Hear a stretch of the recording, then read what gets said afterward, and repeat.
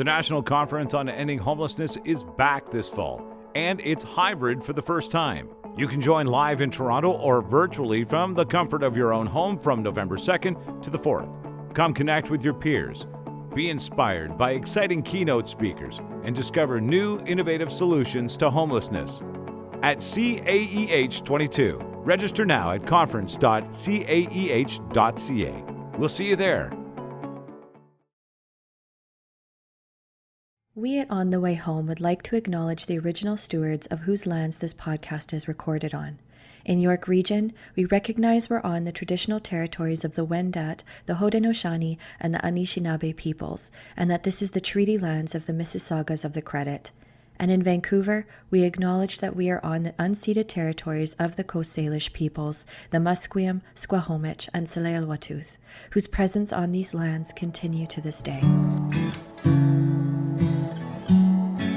Welcome to On the Way Home, a podcast dedicated to the issues surrounding homelessness and the incredible experts making a difference in the lives of homeless people. Remember to subscribe to the podcast anywhere you're listening and share it with a friend. Hello and welcome to another episode of On the Way Home.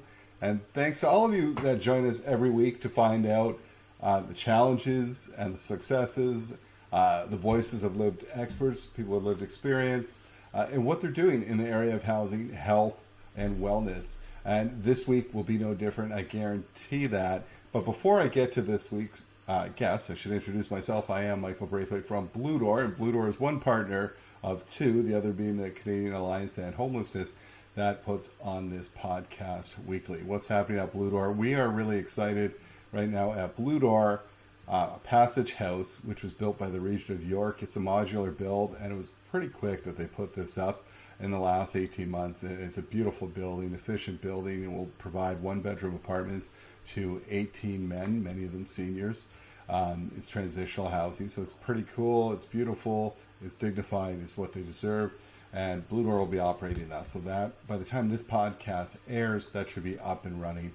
18 new units in York Region is pretty darn cool. And the Canadian Alliance to End Homelessness, of course, their conference is coming up. If you haven't registered, I think you could do it last minute. Great speakers there, one of which will be on our show today, be our guest. But great things happening there too. And if you want to become a Built for Zero community, and I think you should, that is trying to get your community to have kind of functional zero, where people are not experiencing homelessness, or there's enough beds and services for those. I'm simplifying it for people experiencing homelessness to get off the streets, right? And there's communities that have done this across Canada and around the world.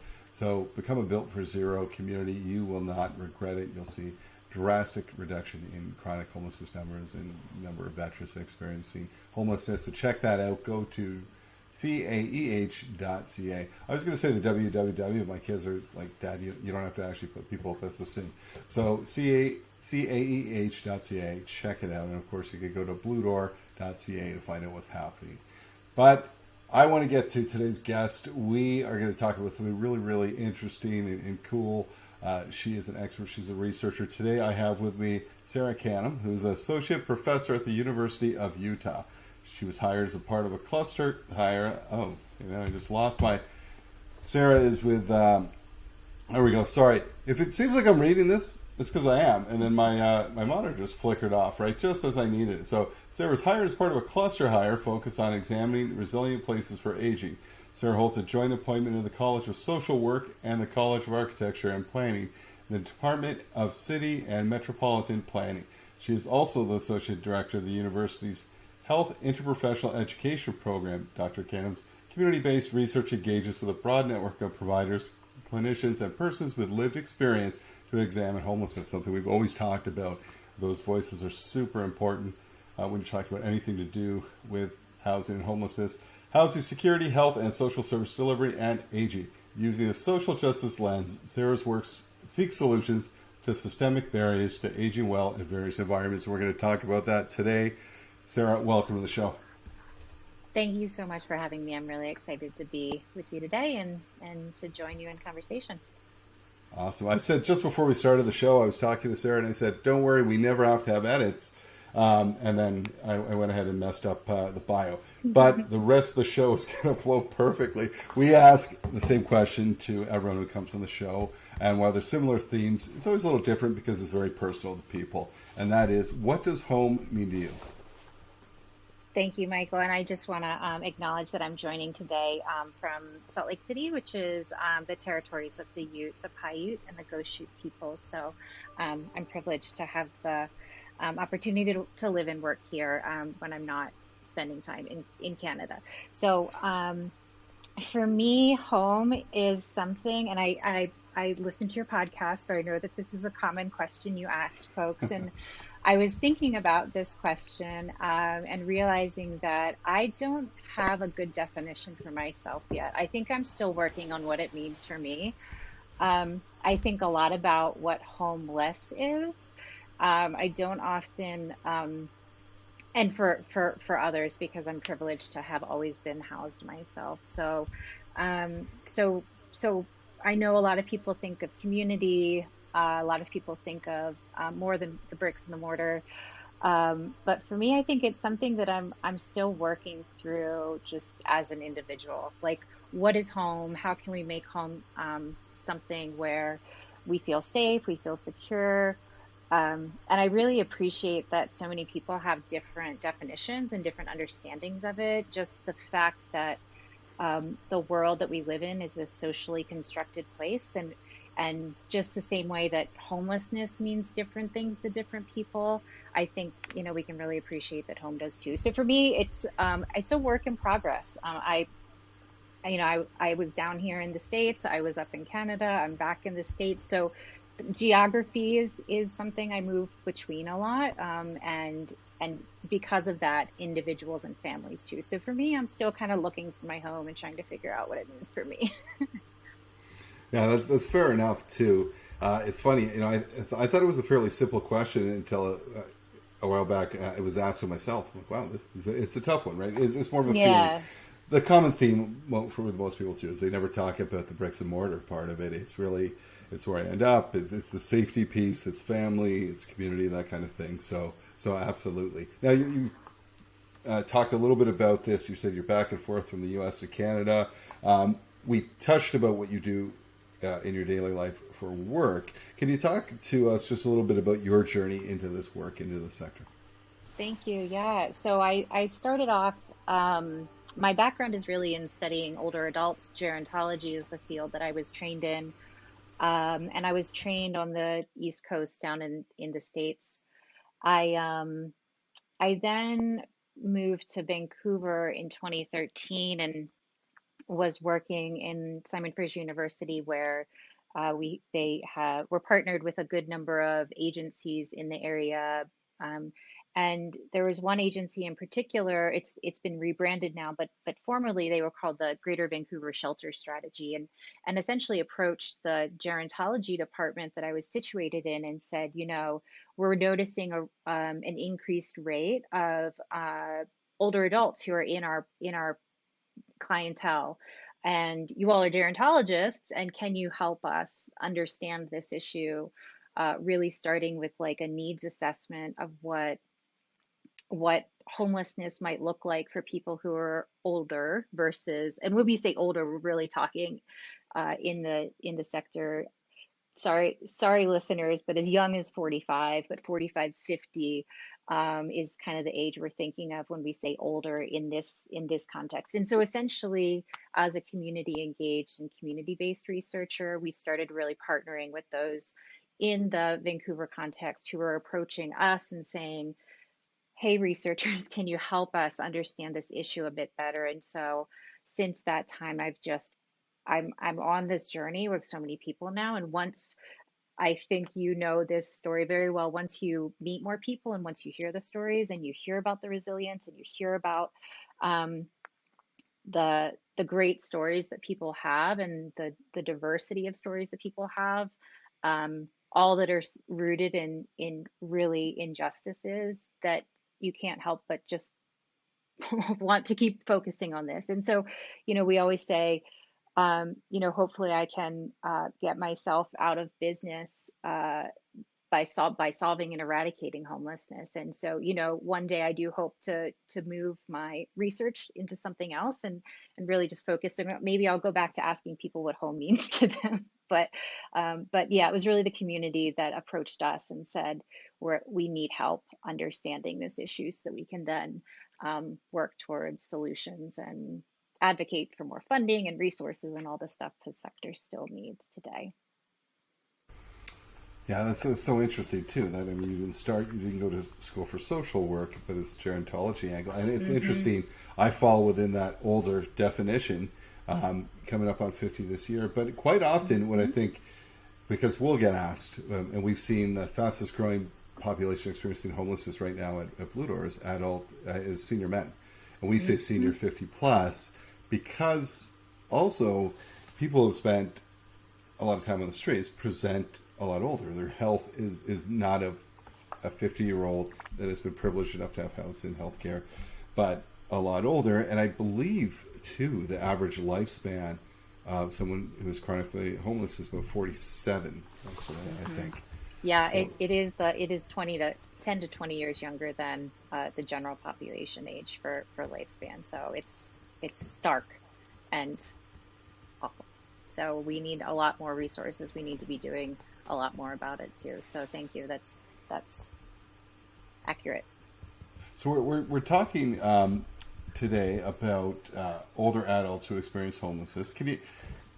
And you said, and you started talking a little bit there. You referred to uniqueness, but there's unique vulnerabilities of older adults that experience homelessness. Can you talk? How is the experience different, and why should it be a concern? So one thing to think about too, or maybe just to keep in mind, is that the same way that, well, let me just say this. When we think about what older adult experiencing homelessness might look like, this is a very diverse experience. The what I'll call the heterogeneity or the diversity within the older adult population is extreme. And so what it means and the unique vulnerabilities are going to be very individual. And it could look like you were describing along the lines of having more advanced chronic health conditions, that have started at a younger age that people are trying to manage while living on the street or in a shelter. It could look like being victimized as an older adult, or being taken advantage of. You hear a lot of stories about check day, and when people get their checks on check day, having a bunch of new best friends that day. For older adults, as our sort of ability to manage independent living, whether it's because of our health, maybe we've lost some really close partner or intimate person who had previously served as an important social support. So with age, the accumulation of losses happens, and so that's one of the things that makes older adults particularly vulnerable.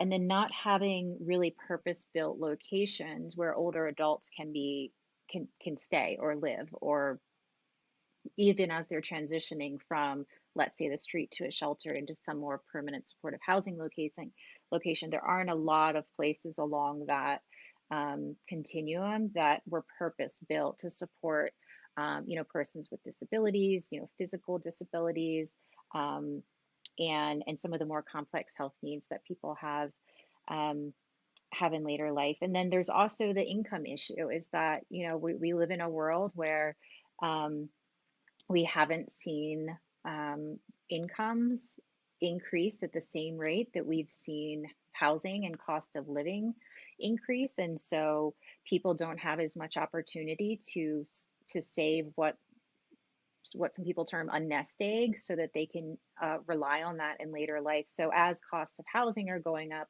people's savings and income is stagnant or decreasing over time. And so people are trying to do more with less. And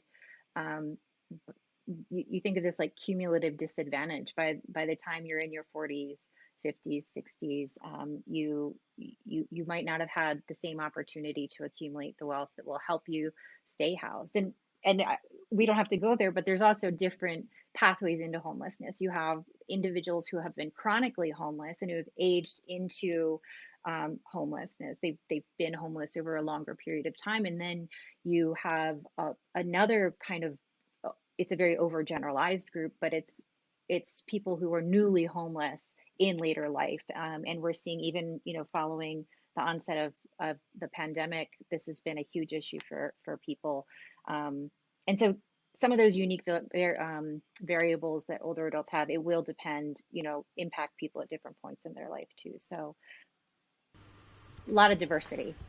Yeah, yeah, and I think I think what you were saying there too around, and it goes for all sorts of different special populations. You're not going to have the same solutions for youth as you would for seniors, as you might for women fleeing violence, et cetera, et cetera. There's different solutions there. Now, you mentioned kind of the right place. We talked about place. I've heard of the term, and we hear this a lot now. We want seniors to age in place, but in reading some of your work, it's aging in the right place. It's not just any place, and I love that. Can you talk about, like, for so many, this isn't really a reality, right? Mm-hmm. So it's a term I've borrowed from, it was originally termed by a researcher down in Florida named Stephen Gallant. And the idea really is that uh, there's lots of surveys have been done asking people, what do you want to do in later life? Where do you want to be? Do you want to stay where you are? Do you want to move somewhere else? What do you want to do? And so for individuals who have access to both financial and social resources, they often have choice. They often get to say, yes, I want to stay in the home. And so this my house, I want to stay here forever. I want to age in this place that I have defined as, these are people who would know what the definition of home is, very different than myself. This is their home and they want to stay here.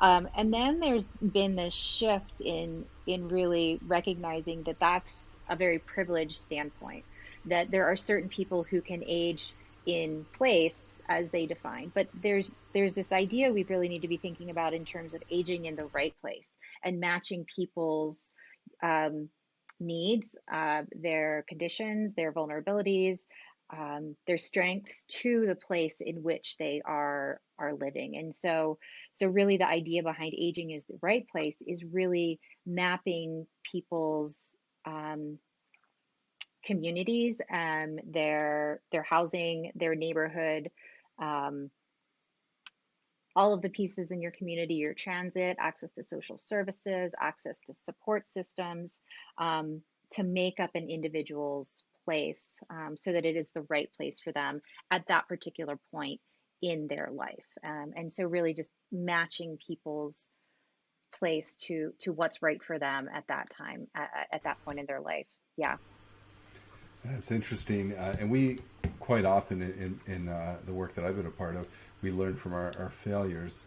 What was it? Someone said today what fail stands for first attempt, something like that, in learning or something. But there you go.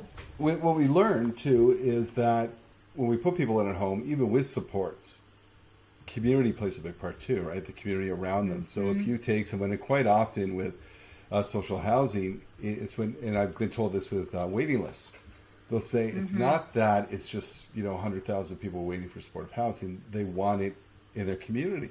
So if we say to them, we've got a place, but I don't know anyone there. I don't have a doctor. I don't know all that kind of stuff. It really, really matters. So aging in the right place absolutely matters. So let's talk a little bit about your research. And in your research, you talk about the indicators needed for older adults experiencing homelessness to age in the right place. What can you tell us about those indicators?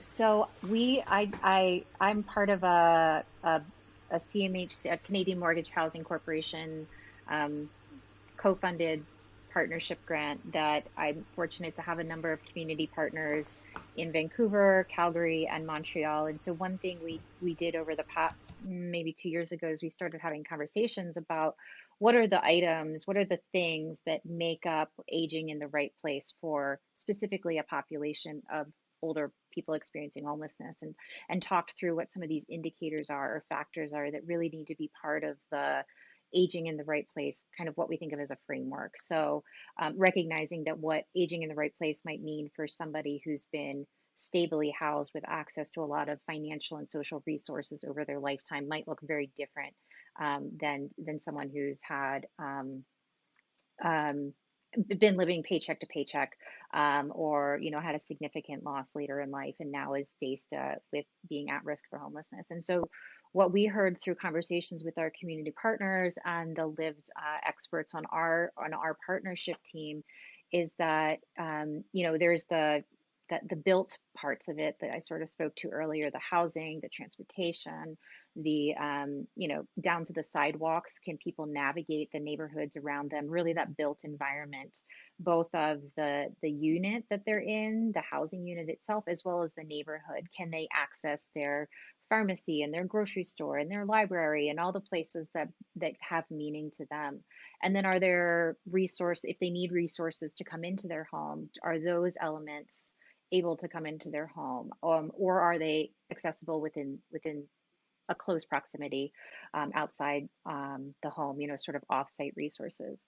There's also pieces related to what we call place attachment. So you were speaking to this, do I have a choice in staying here? Do I have the autonomy to do with this space what I want to be doing to it? Do I have control over when I come and when I go? In certain places, people are required to abide by certain time constraints that they're allowed to go into, for instance, a shelter, or you have to leave at a certain time. So do people have a control over what their space looks like and how they live in their space? Are they satisfied with it? Do they feel safe? Is it private? So all those emotional pieces. And so one of the other things that I think is really important too, when we're speaking about experiences of homelessness and indicators of right place, is really is that place somewhere that is going to be stable and affordable over a longer period of time? We hear a lot about evictions or renovictions in particular, and as our built environment ages, it becomes more likely to be a target to be renovated, or what we call renovicted, as people are evicted out of a place as a developer decides to renovate it. And so it is the place in which they are stable and affordable over a longer period of time. And then at our kind of what we think of as the sort of more macro level, or sort of outside all of these other indicators, is really the political and the economic context in which people are living. So do we live in neighborhoods that have a strong not in my backyardism force, or do we have really supportive and innovative mayors who are willing to ensure that we have the right elements within our communities, and they're going to be willing to invest in those resources to build healthy communities? And so there's a lot of elements that are all the way down to like the individual level, all the way up to kind of that political and broader social context. And so all of those elements are at factor here, and is why I think it becomes so complicated to perhaps support people sometimes. So those are the indicators that we heard about from folks and that we're looking at in our research. Yeah. And you talked about the services. Let's talk about the housing models and services. Of course, we talk about it's not one size fits all. It's different for different people, even different for different seniors. But can you talk about some of the models that can support this unique population that you've seen, or kind of thoughts around how it should be designed or set up? Yeah, and it won't be too surprising. I think it's fairly similar to both older adult populations as well as populations of people experiencing homelessness. So we think about long-term care places where they're welcoming, perhaps of ongoing alcohol use. So do they have harm reduction or managed alcohol programs on site within the long-term care setting? Would be one example of a way to be thinking about that long-term care. These are places where people need a bit more complex level of care, medical care. We permanent supportive housing sites are very popular as a model broadly within the homeless sector. And so really having affordable supportive housing sites where there are resources available to people within their housing unit or within their housing community that are trauma informed, that match people to the services that they need, that allow them to stay in the unit that they're interested in staying in for their defined period of time.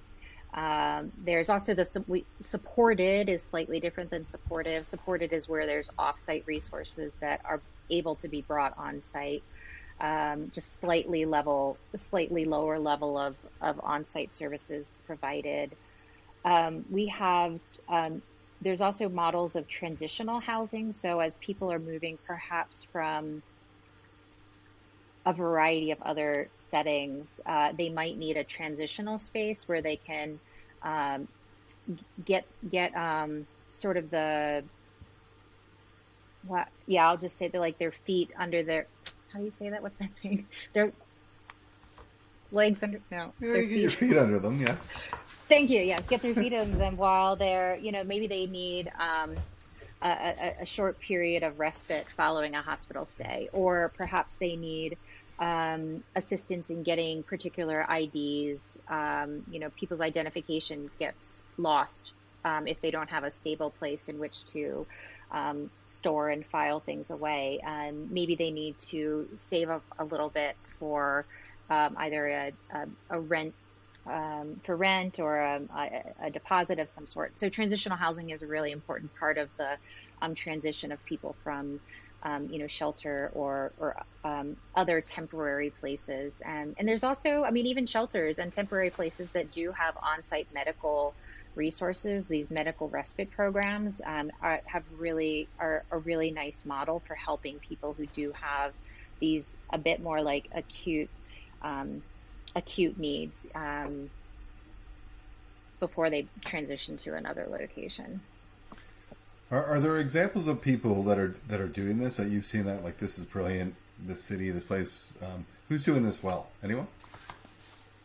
There are a great number, and so I'm hesitant to name anyone in particular, but that's exactly what our research is looking at right now. Is we're evaluating these promising practices that we identified across our three cities that we're looking at are Vancouver, Calgary, and Montreal, and so there's a good number, but I don't want to mention some to the exclusion of others. So I might refer people to our website at the end of the podcast or now, but we have a whole good list. And as our research continues to come out, we will be doing we will be able to name them a bit more exclusively. So I can totally understand that for sure. So this gives people even more of a reason to check out the research going forward, right? It's interesting what's happening in Ontario right now. So in Ontario, in an effort to free up hospital beds, what the Ontario government has done is they're not giving people a choice. So people are being pushed into long-term care homes. I think it's up to 150 kilometers away if it's up north, or 70 kilometers within the city. And they're not, they don't have a choice. So you talk about all those things about community choice, what makes sense for me, what makes sense. So families are losing their minds. And if you refuse, it's a $400 a day charge to stay in the hospital bed, right?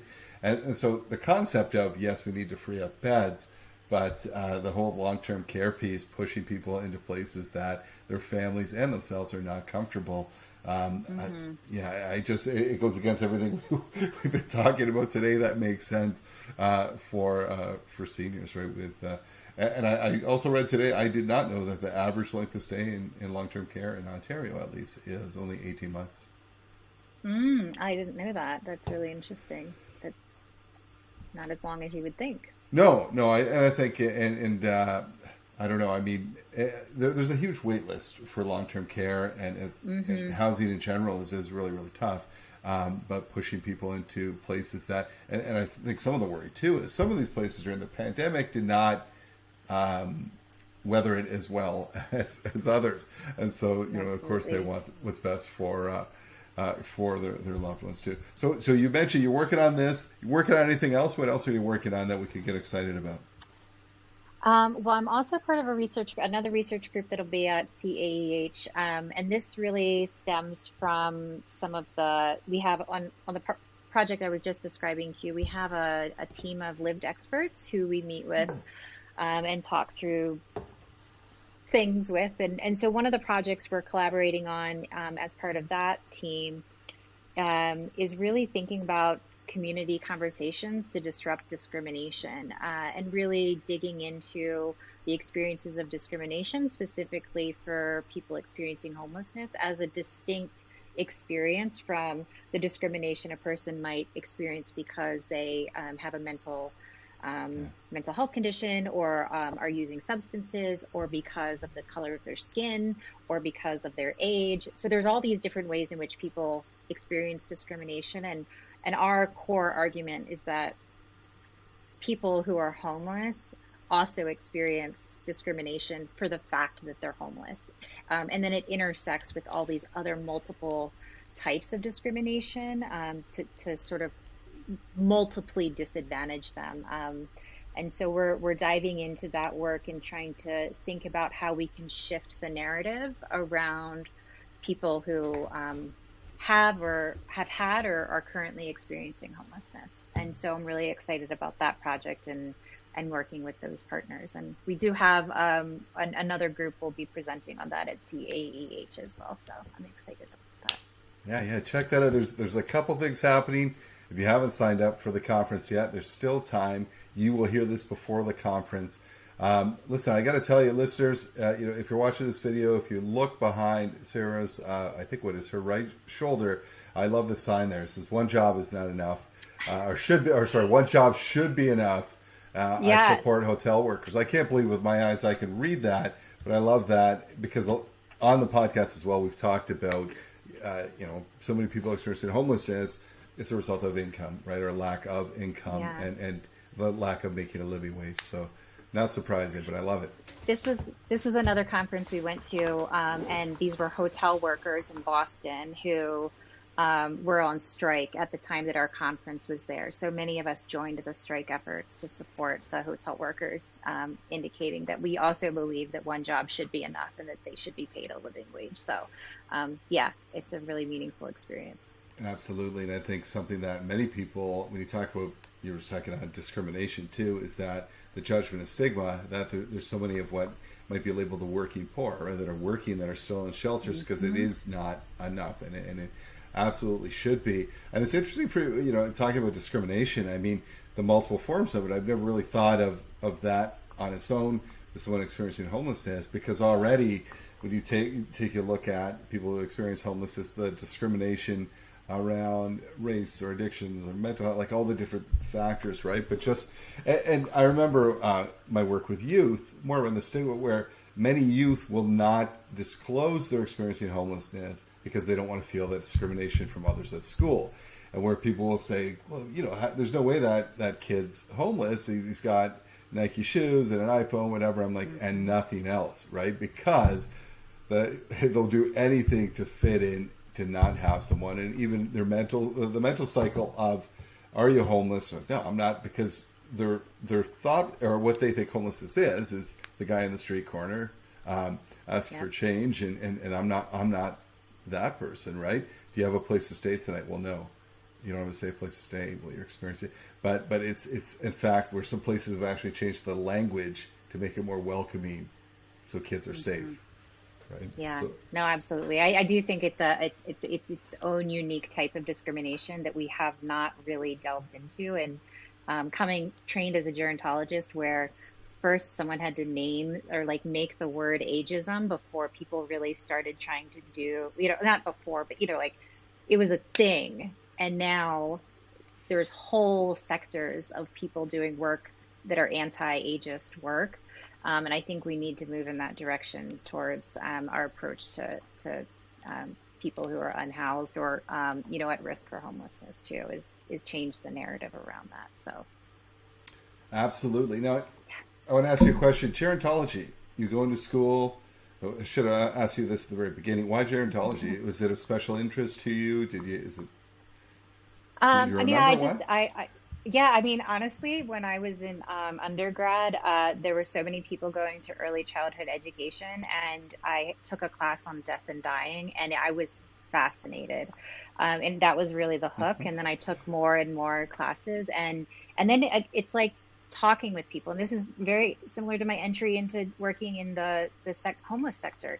Is you start talking with people about their experiences, and I was talking with older adults many decades ago, actually, about their experiences, and I was just taken, and I just thought, why are people not talking about this more, and why are people not um, engaging with older adults? And I feel very similar now. There's a lot of parallels, I think, in the work I do now with thinking about homelessness and housing insecurity, and wanting to work in a sector where our society is kind of trying to turn its blind eye, if you will. So yeah. Absolutely. Well, we're glad you made that choice. If this has been fantastic, you're working on a lot of very important things. If people want to find out more, find out what's happening in different places with your research, where do they go? What's the website? The project website I will refer you to is at Simon Fraser University. So it's well, I'll take your kids' advice. I won't do the www, but it's sfu.ca. So sfu.ca, and then /AIRP, which is the acronym for Aging in the Right Place. Right place, yeah. And so you can find a lot of stuff on our website there, and contact me for any follow-up. Awesome. Well, thank you for the work that you do for your passion in doing it. And thanks so much for making time out of just reading your bio. And listen, we cut Sarah's bio, that's just a piece of it, right? So for her to take the time out today, thank you so much. We know you're so busy. I appreciate it. Yeah, no, thank you all for this podcast in general. It's just a really great space to hear about all the great work. So thank you all for your efforts and your hard work in getting this out on the airwaves. Fantastic. We'll see you at the conference. Sounds great. See you there. Well, we talked about a lot of different things on this podcast. With this, actually, I'm surprised after a couple of years of doing this that we haven't really addressed older adults who experience homelessness. So it's fascinating. I can't wait to learn more and to kind of dive into this research. And I encourage you to as well. If you haven't already, if you're signing up for the Canadian Alliance to End Homelessness Conference, Sarah, we talked about 2 groups that she's part of. Check it out, learn more, and just keep your eyes peeled, right? The Canadian Alliance and others will drop this research, CMHC as well. When they fund research, they like to, once it's done, they share that. So many ways to learn, and learning is what this podcast is all about. Another amazing guest, and you are amazing too, listener. Thanks for tuning in. Share this widely. We know awareness is key in ending homelessness, and that's what this podcast does. So we'll see you next time on the way home.